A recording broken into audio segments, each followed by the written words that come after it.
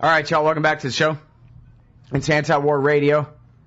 And finally, it's time to talk with our guest today, Adam Morrow from Interpress Service, IPSnews.net. And what a bummer, man. Look at this article, From Mubarak to Worse, by Adam Morrow and his, oftentimes, if not always, co-author, Khaled Musa Al-Amrani. Welcome back to the show, Adam. How are you, man? Good. I'm good, Scott. Thanks. How are you doing? I'm doing great. Appreciate you joining us here. So go ahead and break the bad news. I'll try to come up with smart follow-up questions if I can think of any.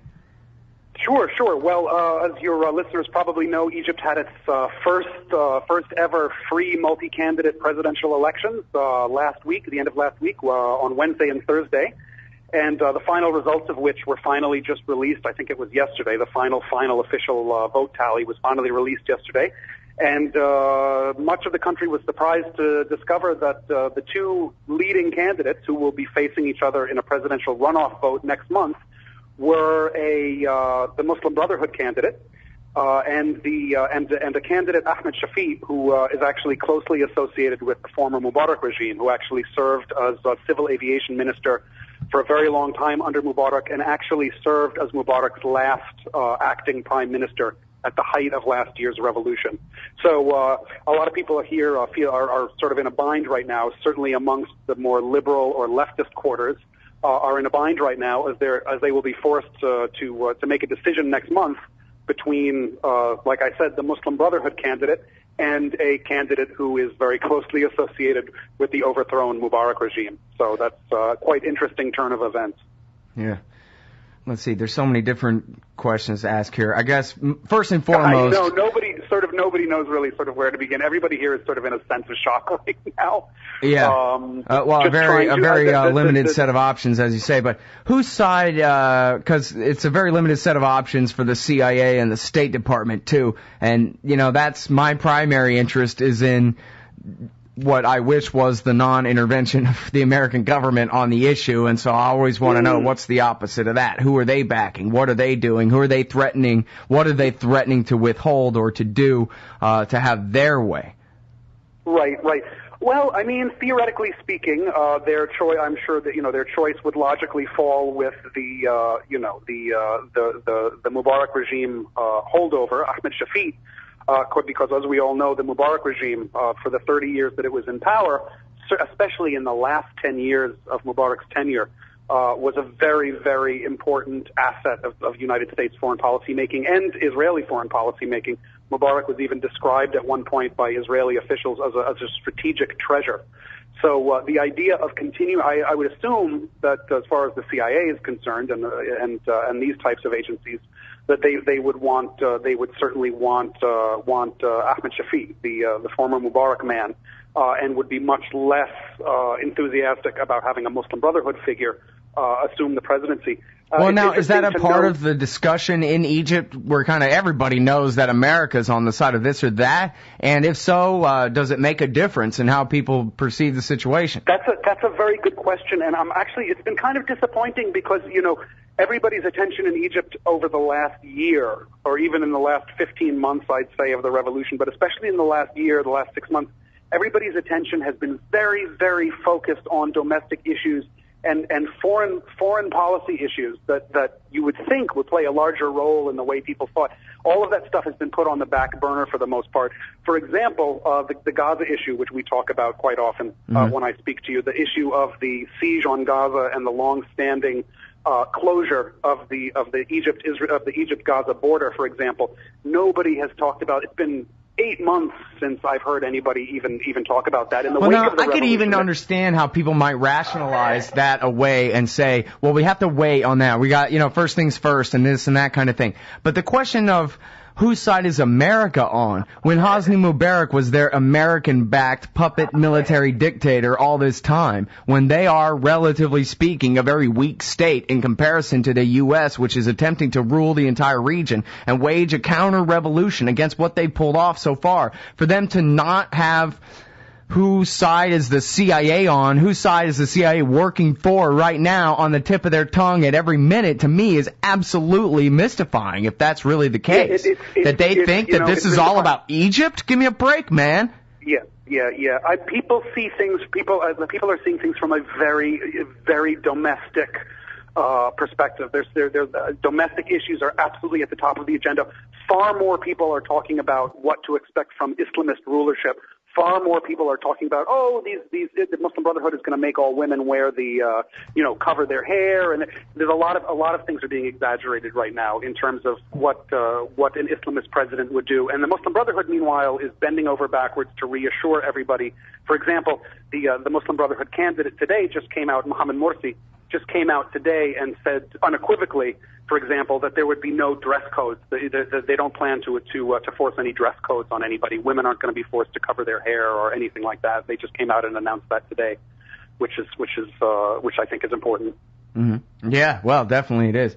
I guess, maybe I'm just being self-centered and thinking this is all about the American empire. I just thought it all is, Yeah, no, I mean, Egypt's importance geostrategically cannot be underplayed. You know what I mean? It's like, who cares about Jefferson versus Adams if they're both puppets of King George, right? Right. Sure. This is another question, how independent the Muslim Brotherhood is. I mean, some people say that the Muslim Brotherhood itself has been infiltrated by these same elements that you mentioned earlier.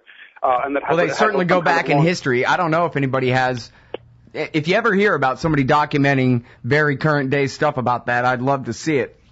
But I know in Devil's Game, Robert Dreyfuss talks about how the CIA basically adopted the Muslim Brotherhood, handed off from the British after the last big war, and ran them for a long, long time over there. Right. There is a lot of talk to that effect. How much of it can be proven, I can't really say. What's for sure is that Brotherhood representatives have been to Washington several times in the last couple of weeks and months to reassure the Americans that they don't plan to do anything too radical. Yeah. Right off the bat, anyway. And that makes sense. I mean, that pretty much fits, I think, with their character and ideology anyway. Maybe I'll let you answer what you think about that when we get back from this break. It's Adam Morrow from Interpress Service, IPSnews.net, from Mubarak to worse. Back after this. All right, so welcome back to the show. It's Anti-War Radio. I'm Scott Horton, and we're online with Adam Morrow from Interpress Service, IPSnews.net. We're talking about his piece From Mubarak to Worse. And now, we talked to this guy, Adam, last week.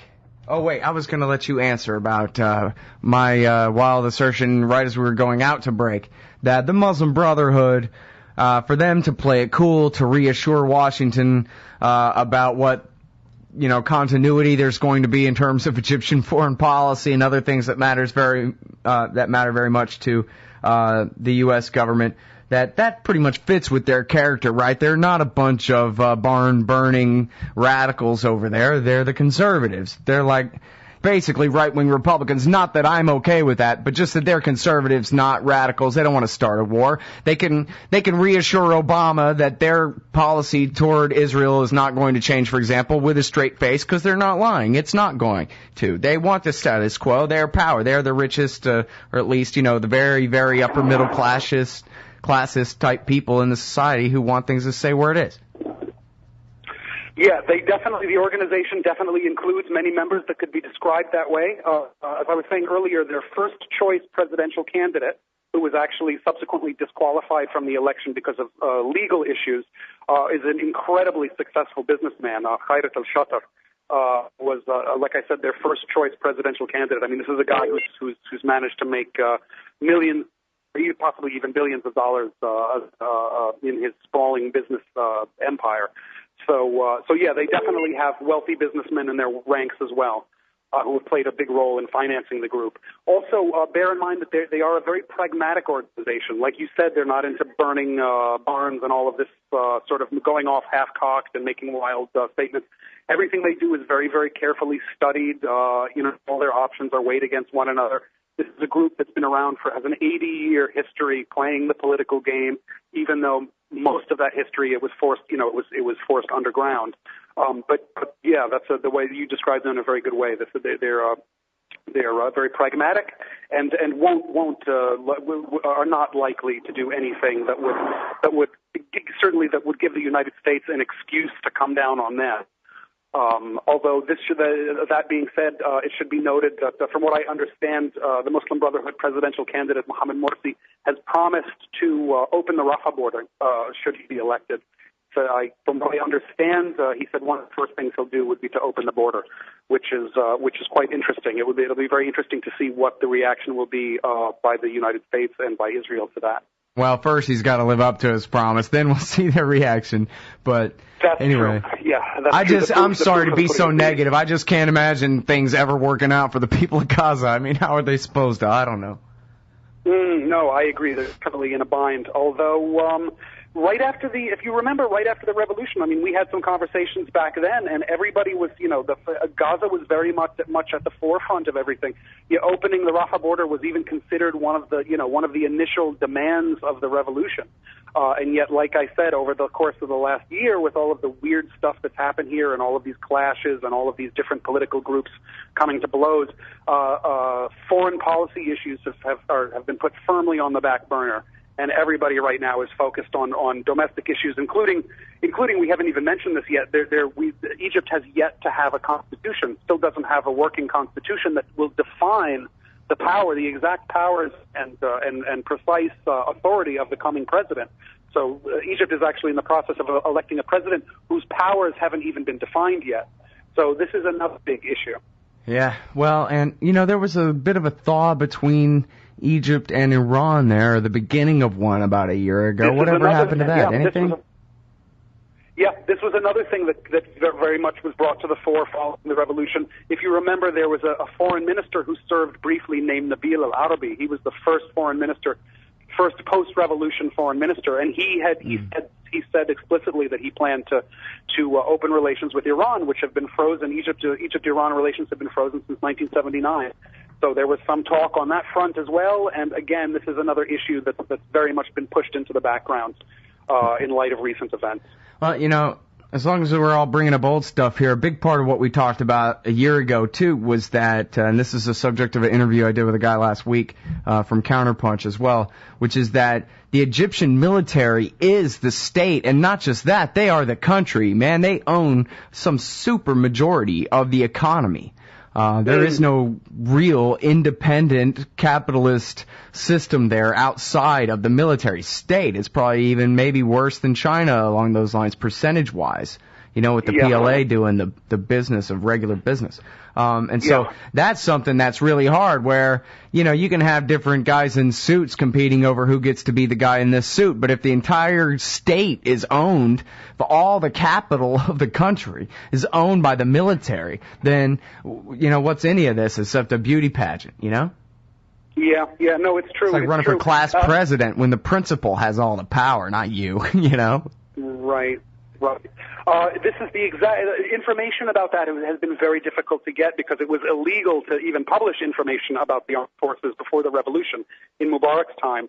So nobody really knows exactly how extensive the influence of the military is on the machinery of the state, but it is estimated to be vast. And military production is a really, really big part of that, definitely. Yeah. Well, now I guess we didn't really talk about the liberals, the poor liberals. How come it is that the super majority of, or almost anyway, definitely the majority of Egyptian society is young, and yet, well, I guess that's the answer. They just can't get their act together to get their guys elected, right? Right. Old people vote, same as here. Just because people are young, though, doesn't necessarily mean they aren't Islamist. For example, you've got... the Brotherhood... well, Tahrir Square, back when this thing started, was, more or less, I don't know, it seemed, your friend Ahmad Elassi and his people, right, they were more like labor activists, socialist types, liberals rather than Islamists. Right. Ahmed is Islamist, is definitely Islamist. But in general, that could be. The revolution did sort of kick off with this young Facebook generation. But that group has been the influence of that group. I think has been greatly exaggerated by the Western media. The idea that this was a youth revolution. They might have started it. They might have triggered it. But if you look and see who was actually out there facing down the police in Tahrir Square, during those 18 days, you'll find that there were a lot of, 45-year-old taxi drivers and 50-year-old state employees who just simply weren't making enough money to feed their families, from their monthly salaries. So I think it's very easy to exaggerate this whole youth thing. Yeah. I think it was much more broadly based. Mm-hmm. Well, to me, in the larger picture, the real point here is how bad America blew it after 9/11, how this is, in fact, Osama bin Laden's victory. There's so much hype about, just in the last few weeks, about how bin Laden's letters say that he was so frustrated that he didn't get to be the dictator of the new caliphate or whatever the hell. But that's the only part of his plan that didn't work out, that he and his, particular people were going to benefit and come out on top. But it never really was about that. It was about, bankrupting America and making it harder for America to support the local dictators so that they could be overthrown by their people who could create Islamic governments in their place. So it looks to me like America won the war for Osama. Right. Egypt is just one example, Well, maybe not. I don't know. Anyway, we're out of time. Thanks so much for your time, Adam, as always. Appreciate it. Thanks, Scott. I look forward to talking to you again soon. Great.